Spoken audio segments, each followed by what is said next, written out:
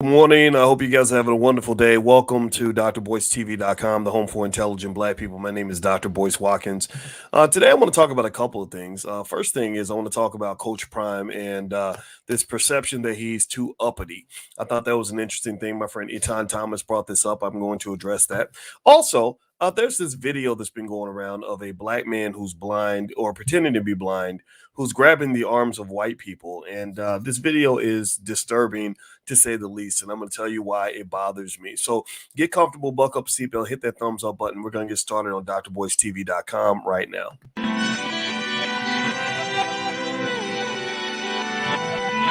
Here we are, clan the isms, cataclysm, great. Our people out here struggling, trying to make it in this state.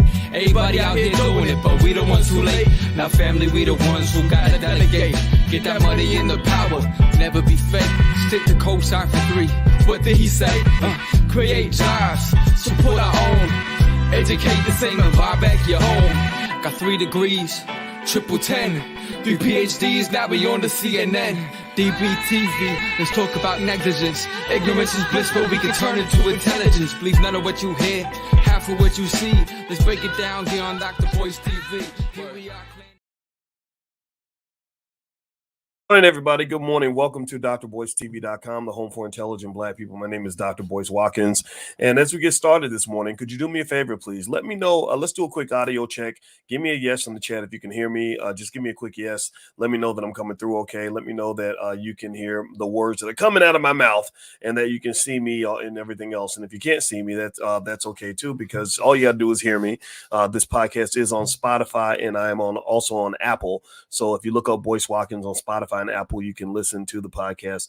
All right. So anyway, guys, today I wanted to hit a couple of interesting topics. One had to do with Deion Sanders and whether or not he's seen as too uppity. There's a conversation online about people who think that his confidence and his swag makes him uppity. I'm going to give you the short notes on that. I think the answer is no. I don't think he's uppity at all. I think Deion is just a great man. He knows it.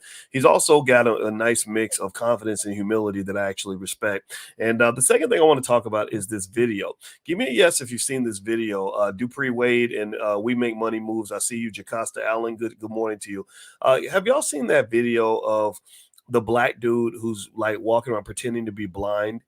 And he's pretending to be blind and he's going up and he's grabbing the arms of white people and trying to see if they will help him walk down the street. Has anybody seen that video? Give me a yes in the chat if you've seen that video. It's kind of a crazy video. It's obviously very sad because most, at least based on the clips that they show us, most of the white people kind of yank their arm away, like get off me, boy. And it really just it looks problematic, right? And again, I don't know how they edited it. I don't know what they included or didn't include, but either way, it is what it is, right?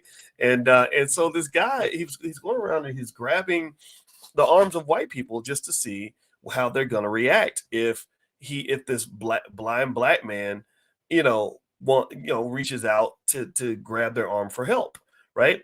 And so I'm going to just go ahead and say that I get it. If you feel like the video's sad, I get it, right? Racism is sad. Let's agree on that. It's sad that people discriminate against each other based on the color of their skin, right? That's a sad reality that's been true for 400 years.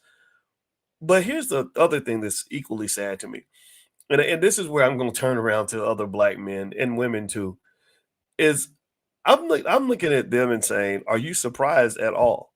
Like, I mean, what made you think that anybody else cares about you anyway? And what in the world?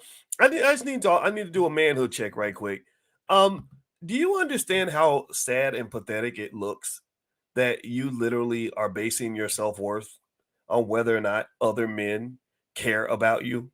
I mean, do you get what I'm saying? Like, I'm not making fun. I get it. Especially you talk about a blind person. I mean, who wouldn't want to help a blind man get down the street? Come on now, seriously, right? Like, that's debaucherous, right? A blind person grab your arm, help their ass across the street. Don't be an ass, right? We get this, but this weird idea that's planted in the minds of millions of black men, actually. I heard a black man one time tell me that he cries at night because he's discriminated against, and I was like, you cry at night? I'm not trying to be. I'm not trying to bring toxic masculinity and nothing like that. But get your bitch ass up and stop. Like, what? Are you serious? There's never been a group of men on the battlefield in history that said, I cry at night because my enemy does not love me. I cry at night because he said mean things about me that hurt my feelings. That just doesn't. That's not manhood at all. And I think that when I watch this video and I see so many people sad, and I'm gonna be honest with you, I can understand why my wife and women would be sad, because I think women women are a little more nurturing than men. I hope it's not sexist to say that. I do believe that. I think women are a little more emotional in a certain way. Men are emotional in our own way, for sure. But women, like my mama nurtured me. My daddy would tell me to get up off my ass and keep fighting. Right. My mother didn't want me to go to the military because she didn't want me to get hurt. My daddy said sometimes a man's got to fight for what he believes, and sometimes he's got to fight to the death. You understand? If I fell up the tree and I got a boo boo, my mama would kiss it and give me some apple pie and tell me it's gonna be all right. My daddy would say, "Get your ass up and stop being a punk." Right now, is that toxic? I don't know. Maybe it is, but I do understand one thing about life, that if you are not a tough person, you are not going to survive, particularly in a world where there are so many people who are committed to seeing you fail. Give me a yes if you understand this. As black men, war is pretty much declared on you from the before you're born, not when you're born, not after you're born. It's declared on you before you're born. That's why they abort more black male babies than anything. There's actually a black woman who was on YouTube, and I'm not going to say her name because I don't want to ring up the devil, but she literally said that we should abort black baby boys because black men are so terrible. So even some of your own black women are so toxic and poisoned that they will literally say things like this. And the video got 80, 90, 100,000 views. A bunch of women saying, you actually have a point. That's true, girl. You go right. It was the craziest thing I've ever seen. So the world doesn't really like you that much. And what I'm trying to understand is, in this video where this black man is going around looking for white people to be polite to him, I'm trying to figure out who told you that everybody loves you. Who told you that lie? Who told you that you live in a society where a black man is going to get treated the same as a white woman? Like, really, who told you that? Where did you learn this glaringly false reality, that this fantasy? Where did you get your fantasy from? Did you watch a Disney movie or something? Like, what happened here? Because what I really suspect happened here is this. I suspect that when you were a kid, they told you these fairy tales. They could have literally been produced by Disney, that said that after the civil rights movement, we were fully integrated and there's equality for everybody, equality for all. All you have to do is follow the rules and be a good boy, and everybody's going to treat you just the same as they would if you were white. And this is not true. Every statistic on this planet, every statistic in every research paper ever written about race, for the most part, the overwhelming majority, have concluded that black people in America do not get treated the same as white people. Every statistic shows that other people will never love you as much as you're supposed to love yourself. Every stat pretty much shows that other groups of people will never love another group as much as they love their own group. Asian people will never love Arab people as much as they love other Asian people. Jewish people will never love Mexicans as much as they love other Jewish people. And here's the problem with it. Here's the thing that's fascinating to me, is that to me that's just common sense. And I'm trying to figure out who got into your head to the point where common sense don't make no sense to you no more. Like, who killed your common sense? Who in the world made you believe? And I'm not making fun of the guy that did the video. He proved his point. He made white men look evil and whatever. I mean, it's fine. Good for you, right? I'm sure lots of people, you got lots of sympathy from the responses. And I want you to take that as a black man. I want you to see if you can package up that sympathy, package up those tattoo tears, package up all that self-pity, and see if you can package it up and take it to the bank and see if they'll let you get a loan from the bank to start your business.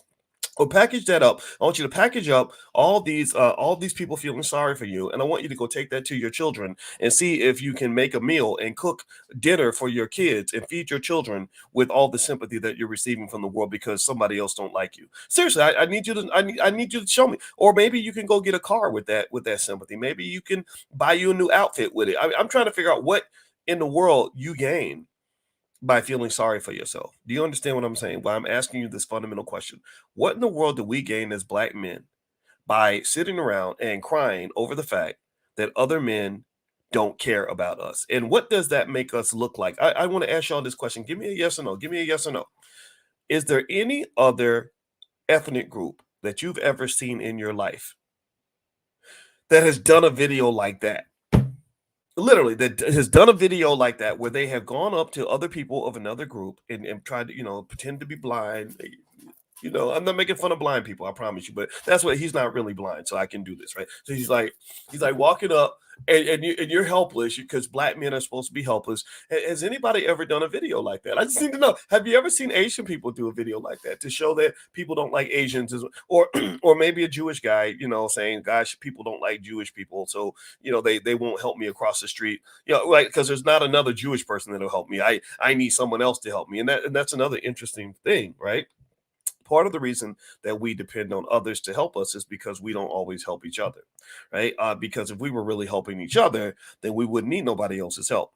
Again, I point to the Jewish community because I have a tremendous amount of respect for their ability to be self-reliant. And one of the things that I don't typically see is I don't see a lot of them sort of in situations where they are following around other people from other groups, begging them for their support because their own community won't support them. However, I can go to New York City or Los Angeles or any other city, and I will see black men asking every white person that walks by to give them $1. I'm not making fun of it. I promise you, I'm not making fun of homelessness or anything like that. In fact, I think it's crazy to me right now, actually, that we are bringing in an endless supply of people from south of the border. Right now, for whatever reason, New York City got billions of dollars to take care of people from other countries, but y'all can't even solve your homeless problem. Like, that's insanity to me. That's crazy. You can't find a place for homeless people to live, but you can find a place for a million new Mexicans every day. Like, I don't get it. No disrespect for anybody in other countries. But if you look at every other country's immigration policy, they pretty much do basic things that really are common sense. Like, they say, we take care of our people first, and then we take care of people from other countries. You go to China, that's what you're going to see. You go to Denmark, that's what you're going to see. Go to Italy, that's what you're going to see. For some reason in the United States, again, the brainwashing kills your common sense. So let's just be clear, not making fun of homeless people, but look, at the end of the day, when you see brothers on the street constantly asking white people, like, hey, I need $1. Hey, can I get a nickel? Can I get some change? It breaks my heart. It makes me sad. It makes me really sad because I just believe in some basic ideas about us committing to raising our our young men to be men and figuring out what that's going to look like without us hoping that someday white people are nice enough to us to give us an opportunity to be men.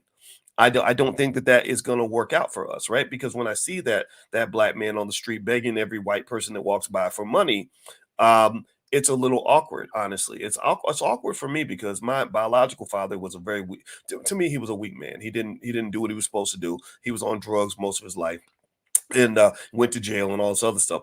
And again, I know that there are reasons for this. I know that there are systematic reasons for this. No question about it. Every single thing you would say to me, every argument you would make about what the system does and how, the biases in society, all those arguments, I agree with you 100%. So the question I then ask you, after you finish telling me about the long list of reasons that society is rigged against the black man and it leads to these terrible outcomes, the next question I ask you is, why haven't you committed to a better solution?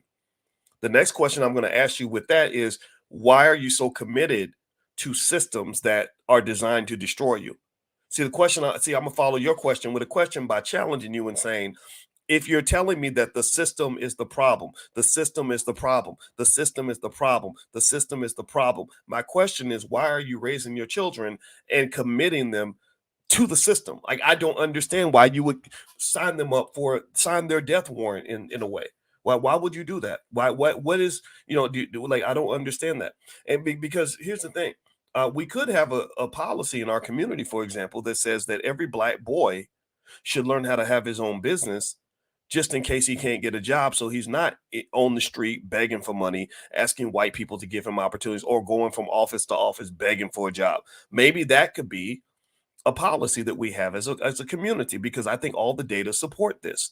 But the reason that it's hard for some of you, for some of us, not all of you, some of you get it, but some of you may have a hard time with these ideas or think that they're inherently radical because you spent your whole life being told that this system is fair, that this system is good, that this system will eventually take care of black people just like it takes care of white people.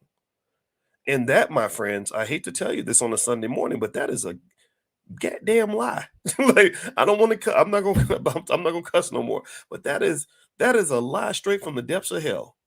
There is nothing about any outcomes that you see in this society that says that if a black man and a white man apply for the same job with the same credentials, that they're gonna get the same opportunities. Ain't no stat out there that confirms that at all. So I'm trying to understand, what are you waiting for? What are you hoping for? What do you get out of what do you get out of like these videos, where it's like, oh, I'm gonna pretend to be blind and see if white people like me as much as they like themselves. Well, I know what the outcome's gonna be. They're gonna be like, Negro, get off of me. Like, what do you want? Like, what's wrong with your men? Your men are not men, obviously, because they can't sit around and make plans and strategize and build and create for themselves. They'll run around here, like some little children. Seriously, like some damn kids. I need you to like me. If you don't like me, then I'm not gonna feel good about myself. I need you. I need you. I just need you. It makes me sad and I cry because racism is it hurts so bad. And I think that that's by design too. I really think that men like me and the other masculine men that are in this room, because there's a lot of you out here. I meet you all the time. I think that y'all are the scariest thing in the world to people. It's so scary because you show up and you're not feeling sorry for yourself. You're working hard, you're making plans, you're setting goals, you're getting things done. And what's fascinating is that, number one, the world is afraid of you. That's why they block people like that out of out of sort of key meetings and things like that. Like, so for example, when politicians want to talk to the black community, they will either talk to women or they'll talk to rappers or something. They won't really talk to like the smart men that are not afraid of them. Like, those masculine males are pretty much a threat. Like, that they're your competition. Their goal, and this is intelligent, actually. It actually makes sense. Their goal is to eliminate the competition. Right. It's no different from like a guy who wants to come and sweet talk your daughter out of her panties. He don't want the daddy to be home. If the daddy's, because he can charm the mama, he can just say something nice, bring her some flowers or whatever, tell her she's pretty, and get the mama to look the other way. But if the daddy's there, the daddy's gonna be like, so what do you want with my daughter? Like, why are you here? I'm not here to be your friend. Like, why are you even in my house right now? Right. So the father is typically the one that's going to bring that type of energy. And what's happened is that I think as a society, we've been trained to reject that. We've been trained to call that toxic masculinity. You have white folks that don't like it as much. And then even some black women have a hard time with that because they're so used to having to take the masculine role that when a masculine man shows up, they fight with him because it becomes a power struggle, becomes a battle for who's going to control the household. So ultimately, I really think that in general, I think that manhood training just needs to be adjusted in our community. And the first lesson of manhood training that I'm gonna give you, that Uncle Boyce is gonna share with you, is that don't nobody really love you, man. Don't nobody care about you. Ain't nobody out here feeling sorry for you. You're not a child. You're not a little boy. And it's okay though. It's okay if nobody cares, if nobody feels sorry for you, because you love yourself. If you love yourself, then it doesn't matter if everybody else loves you. Your mama's gonna always love you. God will always love you, and you will love yourself. That's all the love that you need. You do not need love from your enemy, because when your enemy loves you, that means typically that your enemy is pimping you. Seriously, when your enemy starts, if your enemy suddenly decides that they really like you, that means that they pretty much have their foot on your neck and they're controlling you. That means they're only going to like you if you become their bitch. That's the only way they're going. So if they start liking you too much, they like, think about it. Think about it. Most black people that are really loved by the racist side of America, most black people that get exalted and get paid money, they get paid money because they fit into whatever white supremacist narrative that they have. It's because maybe you're some goofy clown that makes them laugh, or maybe because you're fulfilling some stereotype. You walk around acting like a thug or doing whatever they think black people are supposed to do, or you're serving them, right? You're serving them and making them happy, like, yes, boss, yes, sir, yes, no, sir, yes, sir, right? Then they love, oh, I love little Bucky. He knows his place, right? But typically, if you don't know your place, then they're not gonna like you, and that's okay. When Colorado played against Oregon, Oregon beat the y'all saw the game yesterday. Oregon like beat the living shit out of Colorado. I mean, beat the brakes off them boys, like embarrassed them, right? And I don't think Oregon. And again, I love Coach Prime. Y'all know this. That's why I got his jersey on my wall because I have so much respect for this guy. But he even said it. He said that was an old fashioned butt whooping. And let me just tell you, when Oregon came into that game, they were not looking to make friends with anybody. They were not like, oh, we want to be cool with Coach Prime because he's the man and we want to be his friend, or we want to be friends with Shador. They weren't there to make any friends. They were there to make enemies. They were there. They said, we don't want you to be our friend. We want to beat you so bad that you're going to hate our guts and have nightmares about us for the rest of the year because we're going to embarrass you on national TV because you're getting all the shine. We ain't getting no shine. So we're a little jealous about that. And we think you're overhyped. You beat Colorado State and think you won a national championship. Well, we're going to show you what big-time college football looks like. So they got humbled that day in a horrible way. I think Coach Prime is still a great coach. I think the team is still going to be a great team. I think that they've had a great year already, but that was about the worst butt whooping I've ever seen. They could have beat them 60-0, I believe. I think that they gave them a mercy touchdown at the end because they were already up 42-0. So my point is to say that when Oregon walked in that game, they understood one important rule that I think every black man must understand is that the world is run by power. Especially when you talk about mano a mano, man against man. It's heavily based on power. And the thing about power is that if you're fighting for the same resources, if you both feel like you are both entitled to the same piece of land, or you're both entitled to the same woman, or you're both entitled to the same money, or you're both entitled to the same trophy, it becomes a dogfight.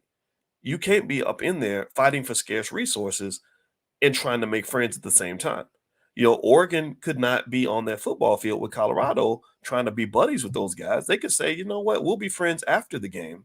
But during the game, I want to harm you. I want to destroy you. I want to take everything that you got. You got all the shine. We coming to get that, right? So I'm not saying that that's the energy that everybody has to carry, but I'm saying that's the energy that they have toward you. That I need you to understand the nature of America. I need you to understand the history of this country. In Powernomics, written by Dr. Claude Anderson, and we read this book. We do drill camps. We're training right now. A lot of y'all got kids that are being trained on this. So this is something we've been doing in the Black Business School. Every single Wednesday night at 8:30, we do it for free. You can join us for free. We've been reading Powernomics. I read every word to you, like of all Dr. Claude Anderson's books, and we're halfway done with all his books. We've done 3 now, and I've been doing this for years because I want you to understand what you're up against. I need you to understand power. The game of power is not a game that is won by collecting tokens of self-pity. It is not one. There's no point where Colorado was going to gain any points on that football field by feeling sorry for themselves. In fact, actually, but you know what? What's funny though? Think about this. Oregon pretty much, in my opinion, this is just my 2 cents. I believe Oregon pretty much gave them a touchdown. They were like, okay, we beating you 42-0. We don't want to completely humiliate you. So instead of throwing the ball down the field and scoring more touchdowns on you, we're just going to run the ball and slow our offense down because we're kind of feeling sorry for you right now. We've made it clear that we're clearly the alpha and you're clearly the beta. We're clearly dominating you. So we'll let them score a little. We'll put our third string scrubs in there and let them get a little touchdown so they can walk away with a little something something. So that's pretty much what self-pity. That's what pity will get you. When they feel sorry for you and they've trained you as a black man to grow up begging for other people's scraps, begging for them to give you an opportunity, begging them to not do terrible things to you, then what they're basically going to eventually do is they're going to beat you so bad. And once you submit to their authority, once you make it 100% abundantly clear that they are the boss and you are the subordinate, that they are the king and that you ain't shit, then what they'll do is they'll do like Oregon did to Colorado and throw you a little bone. Okay, all right. Well, we got a little diversity program, and we our company's white male dominated, and we have all the power and all the money. But hey, we'll give little Tyrone a job. Now we ain't gonna hire more than one or two of y'all, but we'll sure let little Tyrone have a job. And this is how the game of power is played. And really the game of race ends up looking like Oregon versus Colorado. I really think that so let's circle back to that video. That video, I did not like it because I think that a lot of times we also think about racism as sort of this construct about whether or not somebody likes you or doesn't like you. Like, oh, he don't like me because I'm black. Who gives a shit? Shut up. Stop that. Don't nobody like. Again, Asians don't like Arabs as much as they like other Asians. Arabs don't like Jews as much as they like other Arabs. Jews don't like Mexicans as much as they like other Jews. That's how human beings are, right? So this weird reality that somehow you think other people are going to like you as much as you're supposed to like yourself or as much as they like each other isn't going to happen. So when you have a society where the vast majority, the overwhelming majority of the businesses are run by other people, where the overwhelming majority of the wealth is controlled by other people, and the overwhelming majority of the power is managed by other people, and you're not making a consistent effort to get a little piece of that power for yourself. All you're doing is simply knocking on the door, asking them to let you in and give you a little piece, break you off a little something. Then you're going to end up looking like Colorado did against Oregon. They're going to throw you a couple little bones, give you a little scrap here and there every now and then, and hope that that's enough to just keep you content, so you don't actually try to compete for real power. And one of the biggest mistakes that we make when it comes to race is that we think racism is all about whether or not somebody likes you. No, racism it is competitive, it is systematic, it is structured in a specific way. Systematic racism it is a concept that has been under designed for the last 400 years. One day in Dr. Claude Anderson's book, he has a section in his book, Black Labor, White Wealth. His website is powernomics.com, by the way, powernomics.com. Everybody should read his books. And he literally lists like 108 laws that were created specifically to control black people. They had laws like it's illegal to look out a window, or so it was something crazy, or if more than two black people get together at the same time, they can all go to jail. They block black people from having access to the trades. Like, it's illegal for you to get a license as a plumber. Like, it was stuff like that. I don't remember all the details, but it was like all kinds of laws where it's like, wow, they really thought about this stuff. Like, they really said, we're going to lay out a whole system to make sure that we dominate and these people are subordinate. So that's what racism is. Racism is not whether or not somebody wants to hold your hand in the grocery store or not, or whether or not the white lady cut in front of you on your way to get some ice cream. Like that is not racism, people. Who cares? That might just be her wanting to get that might just be a fat lady who wants to eat more than you do. It's a distraction. That's what I'm saying. It's a complete distraction.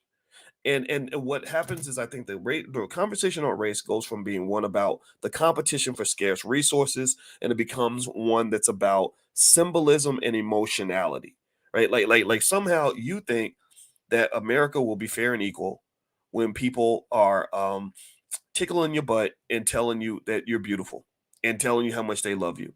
And so they say, okay, if you're that dumb, if you really think that that's all that we're doing, if you think that, if you're willing to forget about the 14 trillion in wealth that we stole from you and only focus on the fact that we all got together and said Black Lives Matter and that we really like you and we think your dreadlocks are cute, then that pretty much means you've lost the game of race in America. You've lost the game, because the game of race really is a game of power. It's not about it. It's not a game of people liking you. In fact, if in that game with Colorado and Oregon, if Colorado or Oregon has showed up and said, hey, we just really want to be your friend, and Colorado could have said, hey, we'll be your friend. Just let us have all the touchdowns. Just, hey, here, Coach Prime gonna sign an autograph for you, and then while he's signing the autograph, they're running and scoring all the touchdowns. Just hand us the ball, and we'll let you get all the autographs, and you can hang out with us at the club afterward. And and that's kind of what happens, I think, to black people, is we get distracted by people liking us, which is really a self-esteem issue, right? Because a lot of times the reason that a person gets caught up in whether or not somebody likes them is because they don't like themselves enough, and you somehow need someone else to validate you in order for you to feel worthy, right? So again, if I'm Oregon and I get on the game and I get on the field and I'm going and I'm rushing Shador Sanders, but I'm so starstruck, like, oh my God, that's Deion Sanders' son. I don't want to hit him too hard because he might not want to be my friend. Well, then that's not going to make you an effective player. You're not going to be a worthy competitor, right? So there's a point of view where you have to let go of this idea that I need my enemy to like me or my competition to like me or my adversary to like me. No, that is, you have to play the game of power, black man. That's really important. And I think women too. I mean, don't get me wrong. It's not just a male conversation, but I'm really talking to the men, mainly because in that video of the blind guy, it's a black man that's kind of doing this little stunt. And I just don't like it. I don't like seeing men on their knees. I don't like seeing our men begging. I don't like seeing our men weak. I don't like seeing our men destroyed. I don't like seeing our men. It bothers me. I'm going to tell you the truth. I get a little bit affected when I'm walking down the street and I see black men just begging for money. I mean, I give them money. I'm empathetic. I'm thinking, man, what happened to you? Who was not there for you when you were growing up? What man didn't step up and say, come on, son, you can't do this? Again, I'm not saying that mental illness is not an issue there. There's a lot of factors there, but I don't know if anybody else notices this, but sometimes when you walk down the street and you're seeing so many black men and they're living off of begging and donations from other people, that not to disrespect those people. I want to make it clear. I'm not anti-homeless, none of that stuff. But that sets such a terrible example for young men behind you. That reminds the young men, and again, they did this back in slavery. This is a mind control tactic they've used for hundreds of years. When they beat up your daddy and got your daddy out here looking like a bitch, then you think the son is going to be any kind of man? The only way the son can be a man is if he rebels against what he's seen with his father. Like that can work, Like I had a couple older men that I looked up to, and I would be like, man, like you're kind of pathetic. I can't even look up to you because you're so weak. You're not even trying. You're not even fighting. But most of the time, the reason that you break down the alphas and you break down the men is because you don't want their sons to grow up to be men. This was done on the plantation. On the plantation, they used to deliberately find the biggest, strongest, most masculine male and beat the hell out of him in front of everybody and rape him. Sometimes they would even rape him. And they would do this just to send a signal to the younger men that you better not ever man up, because if you man up, the same thing is going to happen to you. And that's how they killed the fighter in you. They killed the warrior, and they broke your spirit. So I'm not into these these butt broken presentations. That's not fun for me. Anyway, do me a favor, please hit the thumbs up button, thumbs up, share, subscribe. I do have a new book out. It's called The 10 Commandments of Black Economic Power. It's an Amazon bestseller, so if you'd like to take a look, you can either get it on Amazon or you can go to Dr. Boyce, drboycebooks.com or boycewatkins.com, one of the two. Also, I want to remind everybody that I'm into solving problems and finding solutions, and every year we have something called the All Black National Convention. It is an amazing event that's so much fun. The energy is very positive, and we gather experts from all different walks of life to solve problems for our community. And it's also a great place to network and to meet other like-minded people. It's also a ton of fun. We do have entertainers that come in. I'm talking about famous entertainers like Victory Boyd and her family from Rock Nation. They're 100% B1, but we have a great time. We have the B1 ball and all kinds of great stuff. So you can get dressed up and just have a really great time. And we're really proud of it because we did not take any corporate sponsorship money. We did not take any government money. We did that because we needed to be able to have freedom of speech and really focus on our people without feeling like we have to focus on everybody else. So we pulled it off. It's there. We're in our, I think, our 8th or 9th year. I got to go check out. I lose track.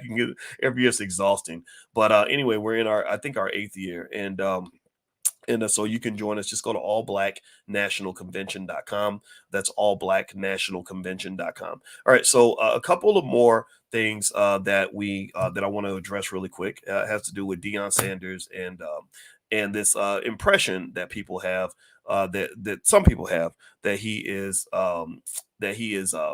shall we say uppity, right? That he's too arrogant, stuff like that. First off, I don't think that's the case, right? I don't think Deion is an uppity guy. I feel like there's humility. It's interesting. He's got like this interesting blend of humility where he's giving glory to God and stuff like that. And he doesn't curse. He doesn't disrespect other people. He goes out of his way to make sure he doesn't say anything negative about other coaches, and I love that. But then he's got that other part of him where he's like, I am that dude. I've been that dude, right? And I love that too. I think that's really awesome, right? And so I don't think there's anything wrong with how Coach Prime presents himself. I think it's worked out really well for him. I think he's got a great brand because of it. I don't think it's over the top at all, in terms of being obnoxious or anything like that. So I think that animosity he might have picked up would be unwarranted, right? But one of the risks that come with sort of carrying yourself that way, especially when you're mentoring young guys who also carry that same energy. The risk that you take is it's related to this old saying they have in China. When I used to teach in China, one of my students came to me and gave me an old quote that they had as to why Chinese people don't do that. Chinese people don't do all that like braggadocious stuff. That's more of a black culture slash hip hop culture kind of thing. Hip hop kind of does that. It's like, look at me, I'm the best, I'm the greatest, right? And sometimes it can be a little obnoxious, right? With Dion, it's not, but with some people like Kanye calling himself God and Yeezus and all that, like that's like, come on, man. Like when I was on the phone with Kanye, I was like, dude, I don't stop that, like please, like that's irritating, right? But anyway, the Chinese don't do that. They blend into the group. Their belief from a cultural standpoint is it lends itself very well to powernomics and to group-based behavior. They're all about the team. They're all about the squad. They everybody will take one for the team because they want the team to win. And one of my students, I asked her, I said, so where did that all come from? She said that in China we have a saying, and the saying is that the fattest pig always gets slaughtered.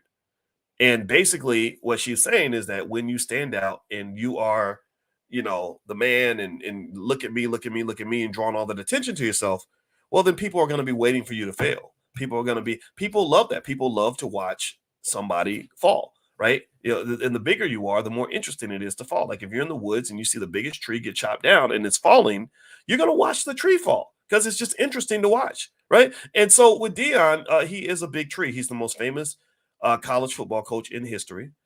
He's made probably $70 million. He gets paid $5 million. That I told you guys that's not enough. He's probably made $70 million for this school whose football team couldn't make hardly anything last year. They couldn't give the tickets away. So he's been an economic savior for that school, and he's been pretty epic in what he does. But the downside of that is that when you are that guy, when you are that dude, like Dion says, I'm that dude. When you are that dude, people are going to be waiting for you to fail. And also, I think the bigger challenge too is that I don't think the young guys around him understand that as well as he understands it, right? I think Dion carries a certain amount of confidence and swag because he's kind of earned it. Dion has spent all those years as a public figure. He's been through the ups and downs. He's been through injuries. He's performed on the field at a high level. His players can't say that. The best thing his players can say is that we won a double overtime game against Colorado State, or we beat TCU, the number 17 team in the country. But that's nothing when you run up against Oregon, who's saying, okay, we're about to expose y'all. We're about to show the whole country. Everybody's watching, right? We need everybody to be watching because we're going to show you a couple of things. We're going to show you, number one, that our quarterback, Bo Nix, is the real Heisman candidate. Shador ain't no Heisman candidate. Bo Nix showed that he actually is. Now, Shador, maybe. I don't know. I'm not going to judge that. But still, we're also going to show you that this team ain't real, that basically all this hype is bloated. They're overconfident. We are the better team. And they did that resoundingly. Like there was no doubt at all. If you literally walked away from that game saying that you think somehow that those teams are in the same league, you're lying. You're clearly delusional. You must be on drugs because they beat the snot out of Colorado. Colorado couldn't do nothing. They couldn't run the ball, couldn't throw the ball, couldn't move the ball, couldn't do nothing. And you could tell that it was because Oregon was like, oh, we're gonna really show everybody. We're gonna expose you. And actually, there's a theory in finance that's connected to that actually, and it's a theory about investor overconfidence and the creation of bubbles. Sometimes if you think about Colorado State like a stock, they were kind of like an overvalued stock. Right. Sometimes you have a stock like it happened with GameStop and AMC and all that, where people will just get excited and people will start to irrationally believe that this stock is worth 10 times more than what it's really worth. And that creates a tough situation because when the reality gets exposed of what that company's really worth, then you see what looks like a crash when it's really just a correction. A correction means that now we really see what this stock is really worth. So Colorado, it's not to say that anything bad happened to them the other day. I mean, they're 3-1. That's a really good record. That's the best record that team has had in years. I don't think they've been 3-1 in probably 5 years or something. I don't know. But still, it looked like a crash because they were hyped up so much. And people were talking about them winning a national championship and Shador winning the Heisman and coach of the year, all this stuff. And Oregon was like, just wait till you come to our stadium because we about to whoop that ass. And here's the problem that they have for the rest of the year. Every single team is going to feel that way. Every single team they run into is going to say, oh, this is our big chance. Oh, Coach Prime is in town. So that means the spotlight's on us too. So if I'm the guy who knocks the block off Coach Prime's son while he's wearing that big shiny gold chain, then I'm gonna get to be the man. That's just what happens. That's how it happens in the hood. That's what happens with bullies. If you ever want to establish yourself on the playground, just find the biggest bully and punch him in the face, and all the other kids will respect you. Right? On the plantation, they would find the biggest, I told you, they would find the biggest, strongest black man, and they would beat the crap out of him in front of everybody, and that would establish who the dominant one was. Animals do this. Gorillas do that. If I want to be the alpha, I find the alpha, I beat his ass in front of everybody, then eventually everyone submits to me because now I'm the leader. So football is that same type of energy. Coach Prime, I think, understands that. I think the best thing about Coach Prime that I really like about him is that he is a guy who understands the ups and the downs that come with being the man, and he's able to lose appropriately in a way where he's still going to be Coach Prime tomorrow because he's gone through worse than this. And I think that's a character dimension that players need to learn from him, because I bet you the last nickel in my bank account that there are guys on his team who are now questioning themselves because they took that butt whooping on national TV. Also, I bet there were guys on the team who were so overconfident going into Oregon that they thought that team couldn't lose. They said they probably thought they could take on the New York Giants, or whatever, right? And they're not at that level. And so the correction has happened. Now we see what Colorado's about. There are people that are going to rejoice in the loss, but that's the way it is. There's some people who always cheer for the underdog. And I think Coach Prime gets that, right? So I don't think he's uppity. I think that he's going to remain confident, and I think he's still a great asset for that school. That school owes that man all kinds of money. I think his next coaching deal is going to probably be something where he's going to make more money than any coach in the history of college football. And he's probably going to leave Colorado, because if you are another school and you're seeing what's happening in Colorado and how much money they're making off this man, what you're going to do, here's what you do. You get with your boosters and you say, we can rejuvenate this program if we can get Coach Prime to come here. So we're going to pay him $16 million a year, and we're going to buy him out of his deal at Colorado, because it only costs us maybe $10 or $15 million to buy him out of his deal and get him here. I think that's what they're going to do. I think somebody's already thinking about that. They've already got that plan. That's what I would do from a business standpoint, because if especially think about this, right? Colorado Stadium holds 53,000 people. If I'm the University of Tennessee and I want my program to take off, or I'm Alabama where I hold 100,000 people in my stadium, that means that we could sell twice as many tickets, because we're going to sell out because the man is here. And we've also got this other infrastructure where we can justify writing a check for 40, 30, we write that $15 million check, get him out of his old contract, guarantee to pay him $16 million, and then we make $100 million a year or more from the fact that he's here. It's an easy business deal. I would take it in a second. So anyway, that's my 2 cents. That's what I believe. That's what I'm looking at. And I haven't even talked about the fact that he is probably one of the most effective recruiters out there, because so many guys want to play for him. So anyway, that's my analysis on it, and thought I would share that with you guys. I hope this conversation has been beneficial to you. I've really enjoyed talking to you. Just a reminder, this podcast is on Spotify. So if you go to Spotify or Apple, you can find me there. In addition to that, in the Black Business School, we have a training program, blackmoney101.com. It's an introduction to the power of money. So if that is something you'd like to take a look at, it's been substantially discounted it for you guys. So feel free to go to blackmoney101.com and you can feel free to take a look. That's blackmoney101.com. Also, some of you have asked about doing one-on-ones with me, stuff like that. Sometimes I do small group and one-on-one consultations. So if you'd like to do that or have me come speak at your event or something like that, feel free to email Chanel@BoyceWatkins.com. That's 1 N and 2 L, starts with a C, Chanel@BoyceWatkins.com. Last but not least, if you'd like for me to send you profit alerts via text, I like to send out stocks that I'm buying. Also, we have a $5 a day investing plan, and I'll send you a free copy of my book. It Takes a Village to Raise the Bar. Just text the word stock to 31996.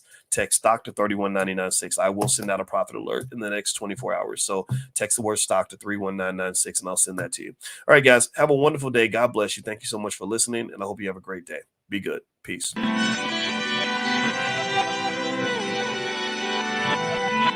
Here we are, clan the isms, cataclysm great. Our people out here struggling, trying to make it in this state. Everybody out here doing it, but we the ones who late. Now family, we the ones who gotta delegate. Get that money in the power, never be fake. Stick to cosign for 3. What did he say? Create jobs, support our own. Educate the same and buy back your home. Got 3 degrees, triple 10. 3 PhDs, now we on the CNN.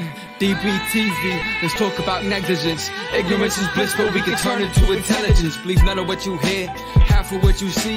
Let's break it down here on Dr. Boyce TV. Here we are.